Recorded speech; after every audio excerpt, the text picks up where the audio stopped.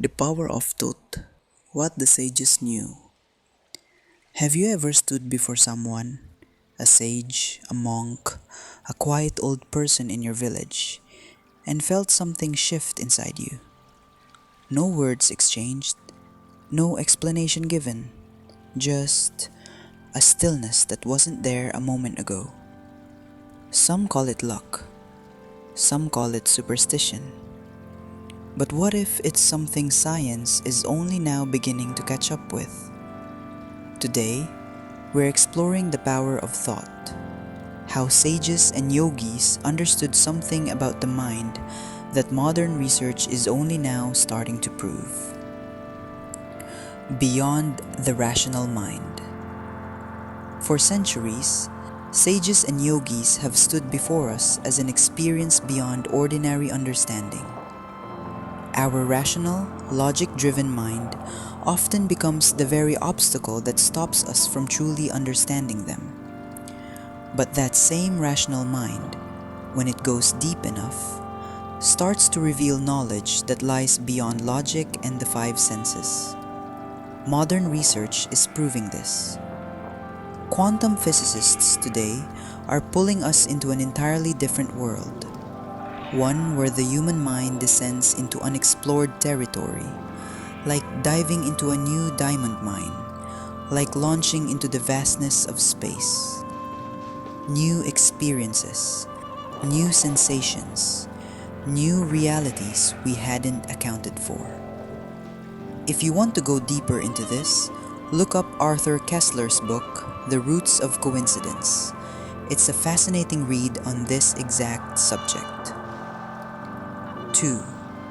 Cause, effect, and what lies beyond. Thought and knowledge are part of the human mind. The part of us that works through cause and effect logic. That's the rational, reasoning mind. But there's another part of the mind, one that exists beyond cause and effect, beyond logic, beyond the senses. Scientists have been researching this for years now. How much of reality can we actually know through our own direct experience? Not through theory, not through belief, through experience itself. This is exactly what yogis and sages tapped into, a knowing that comes from connecting directly with universal energy, with cosmic consciousness itself. 3. The Ramana Maharshi story. Let me tell you a story that captures this perfectly. An English newspaper correspondent named Paul Brunton once stood before the sage Ramana Maharshi. Afterward, he described the encounter like this. A peace was born in my mind. A fulfillment arose. A joy overflowed. We didn't speak a single word to each other, but I could feel we were standing before someone who had realized everything. No conversation, no teaching, just presence. And somehow, that presence transferred peace, joy, and fulfillment. Where does this come from? It's the love and compassion of these sages, operating at the level of pure energy. Sages themselves become a form of thought, a dwelling place for thought energy, a radiant source of mental power that reaches beyond their physical body and touches whoever stands near them. 4. Skepticism meets experience. Not everyone believed this, of course. Some rationalist friends dismissed it, called it theater, called sages like Ramana Maharshi a performance, doubted it all with a smirk. The author of this reflection had those same doubts once, but everything changed with a single visit.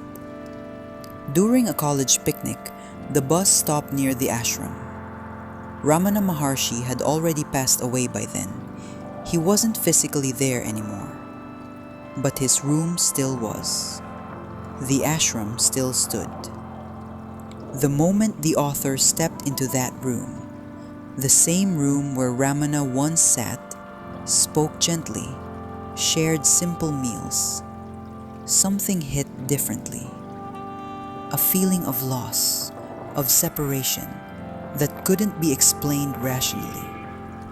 It felt impossible to accept that he was truly gone, because his compassion, his kindness, his love, his wisdom, all of it remained. Not as memory, but as something present in that space, as thought energy that had soaked into the room itself. 5. A universal experience. This wasn't a one-time thing either. Years later, traveling through India with American friends, the author visited Kanchi and had darshan of the Kamakoti Sankaracharya Swami.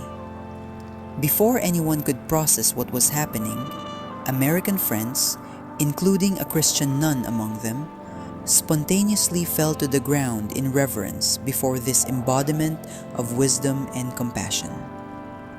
No one told them to. No one explained the philosophy to them first. They simply felt it.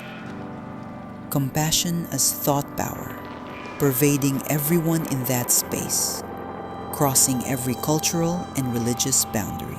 6. We are all broadcasting something. Here's where it gets personal, because this isn't just about sages, it's about all of us. Think about it. Some people walk into a room and bring instant lightness, laughter, warmth. Others walk in and somehow the air gets heavier. Sadness, tension, discomfort, even before they say a word. How does this happen? Our thoughts become waves. Somehow, they radiate outward from us, whether we intend it or not. No scientist has fully mapped these waves yet. Are they neutrinos? Some kind of light-based energy carrier? Researchers have theorized that a subtle light surrounds every human being, shifting in color: blue, yellow, red, purple, black, based on our emotional state. Psychological experiments have started to pick up on these patterns. Let science catch up in its own time. But here's what we already know from lived experience. Some people spread joy. Some spread grief. This isn't mysticism. It's something we witness constantly in ordinary life. 7. The real sages around us. Here's the twist in this whole reflection. It's not only famous saints and gurus who carry this power. Some of the most amazing people the author ever encountered weren't leaders or celebrated intellectuals. They were the elders in the village. People with no exposure to 100 years of modern civilization. People wearing a plain, worn-out shirt and old slippers. And yet, through their peace, their compassion, their sweetness, their steadiness, they left a lasting impression, far deeper than status or achievement ever could. Real integrity was never about avoiding getting caught.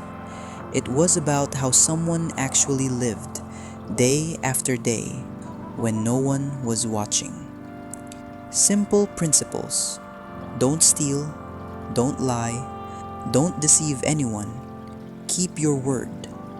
Become the true measure of a life well lived.